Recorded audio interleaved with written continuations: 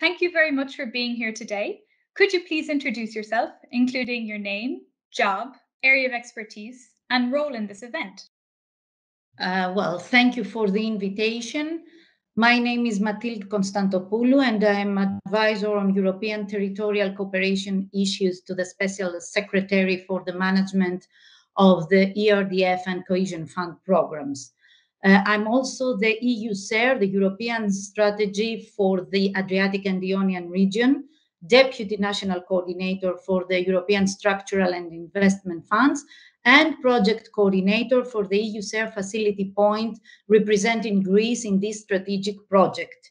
My ministry and me were the initiators of this transnational outreach event, this conference on blue growth, since blue growth and the blue economy activities are gaining importance at the European space and in particular in Greece due to its geographic specificities and its territorial pattern, that is an insular state with fragmented territory.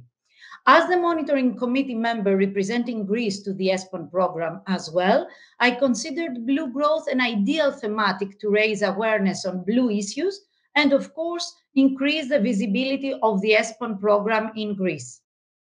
Could you tell us about the rising importance of blue growth in European policymaking? Well, the momentum is crucial and critical for blue growth and the preparation of the programming period 2021-2027.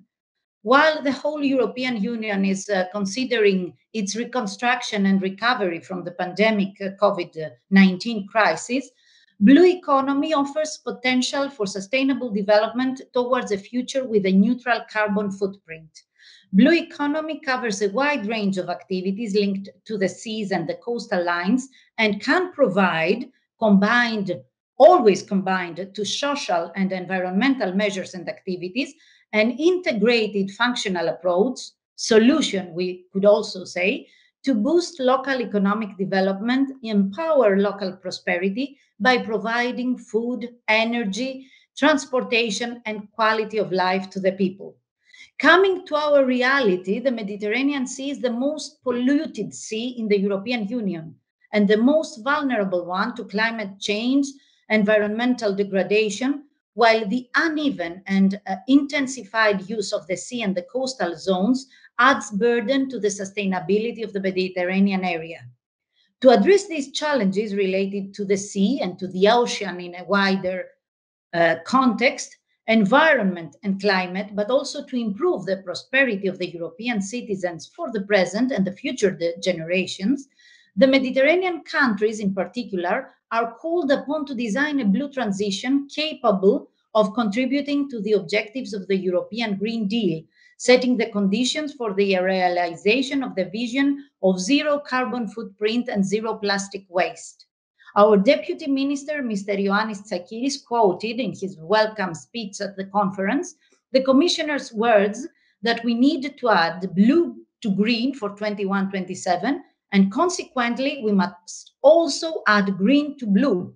While our Director General of the National Coordination Authority, Mr. Yannis Firbas, mentioned digitalization, which hand in hand with the Green Deal are drivers for policy making in the EU 21-27 and can also contribute, aid, and support the blue growth activities of the new era. And what are the specific challenges facing the Greek blue economy?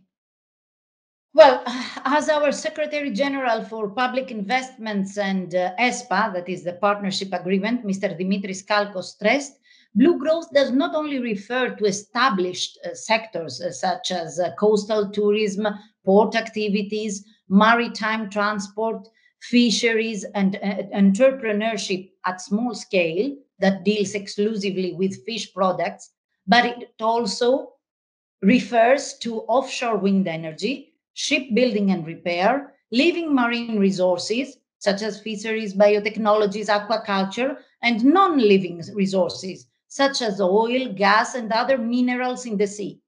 There is also the need in Greece to design and implement integrated plans for the management of coastal areas with a balance between marine environment protection and smart blue economic growth.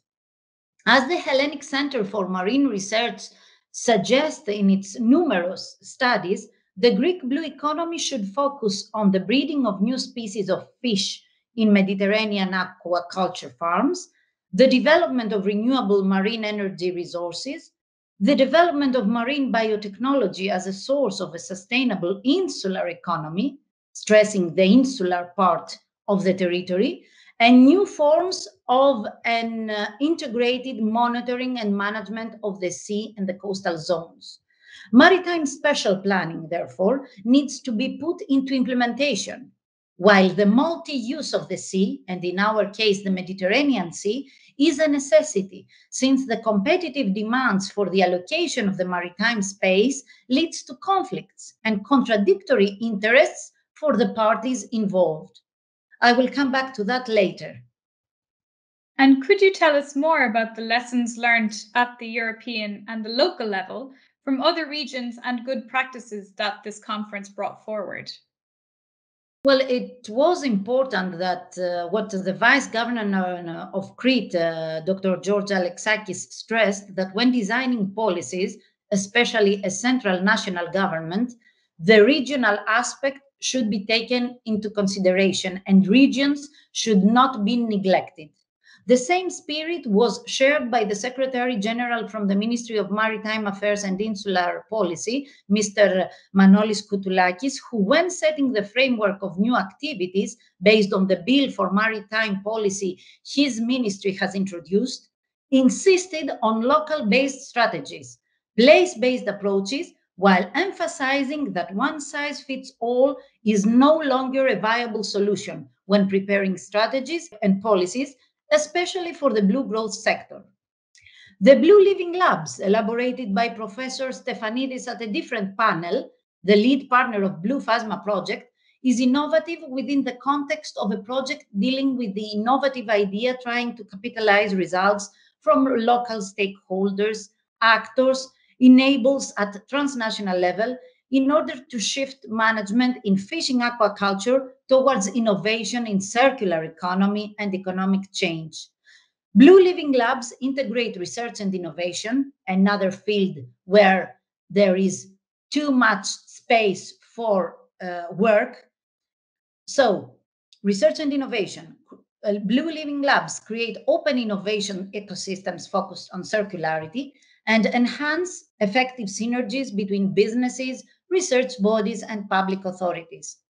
The ESPON Hermes project, also at a different panel presented, concentrated on roadmaps of port development for the case studies selected for this project, while emphasizing on the particularities, strengths, opportunities, and handicaps that a port constructed on an island, example Crete, or being situated on an island state, example Malta, may present that will lead to the design of a tailor-made integrated sustainability strategy for each and every case.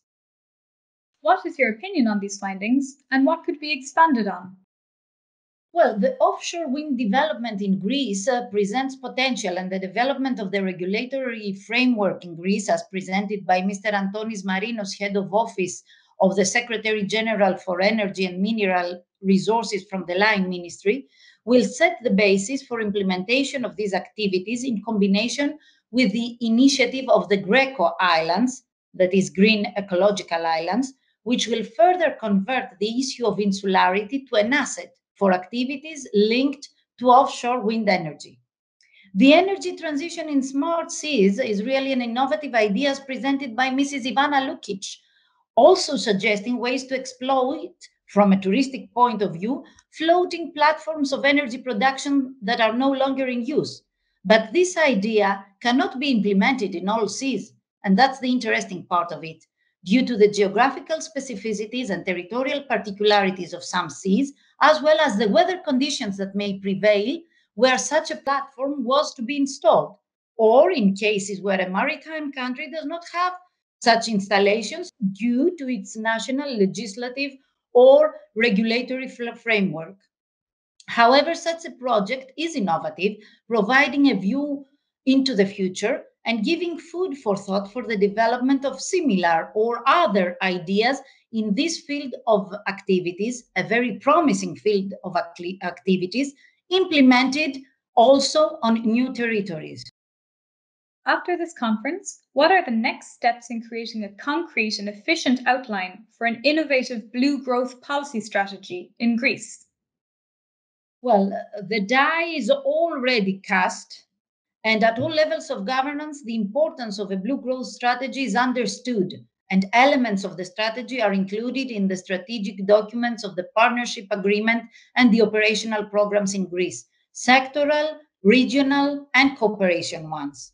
Mr. Christos Economou, head of unit at DG Mare, has concentrated on the rising importance of blue initiatives, not only at European, but also at national level, underlining the vast opportunities of job offers, boosting the local economy in this sector. In my opinion, there are two issues that require special attention. Firstly, the pursuit of intelligent and creative forms of design, peaceful coexistence, co-installation selection, and management of uses of the sea, taking into account, of course, that not all uses are compatible within each other, and that the potential coexistence of traditional activities, coastal fishing, sea routes, with new industries in the field of blue growth, such as marine mining, energy, blue biotechnologies, can create complexity and contradictory interests among the implementers. Secondly, the mindset of local actors and local implementers needs to be altered, and the mentality of the local communities has to be cultivated in a way that they understand that blue growth is not only fisheries and tourism on coastal lines, it is an evolving sector including much, much more. In order to obtain prosperity from this sector and sustainability from the sector's activities, there needs to be training, capacity building, and continuous learning so that everybody understands the challenges and the potential of this sector at local communities level without setting impediments to future development of the blue growth activities. I would also like to add here that we in the ministry are also the representatives and responsible for the elaboration and implementation of the European strategy on the Adriatic Ionian region at national level in Greece, guiding also the strategy's incorporation in the operational programs for 21-27. Therefore, as our country, along with Montenegro, is the pillar coordinator of the Blue Growth Pillar, it is obvious that also the EU SARE strategy for us in Greece concentrates on blue growth. And blue growth, thanks to this strategy, is present at all strategic documents of the country. And for those that are interested, where can we find out more? Well, our national webpage, www.espa.gr, under the Ministry of Development and Investments, both in Greek and English, includes several articles and information on blue growth. The sites of the line ministries as well, whose representatives were here at the conference, providing aspects and views on their approach to blue growth, so you can get their contact details. The internet pages of DG Mare, EU SARE at European and national level, and last but not least, the ESPON program, of course. Before closing, and in this context, I would like to thank the ESPON program, the ESPON EGTC, the context of the program and the people working behind this program for its further expansion to new thematics, new fields of activities, and the ESPON director, Viktor Zidarovsky, for his valuable contribution on the future of the ESPON during the conference, hand in hand with the future of blue growth at European level to begin with. Luke and Tom, the ESPON ECPs, ESPON Contact Points leaders, helped to set up a vivid conference with speakers from all over the European space, providing ESPON evidence and managing its applicability to the Greek reality, being able to stress also insularity and insular issues throughout the conference that are of utmost interest for Greek participants. Emma, Flora, Clara, elite company and the interpreters helped with the organizational aspects and the technicalities, enabling the realization of an interesting and inspiring conference. Now we feel confident to proceed with the submission of new ideas for new conferences to be held also live under the ESPON auspices that will open new paths to territorial cooperation, will build on territorial characteristics, and enable the understanding of the European and national policies from a territorial and special point of view. Thank you very much.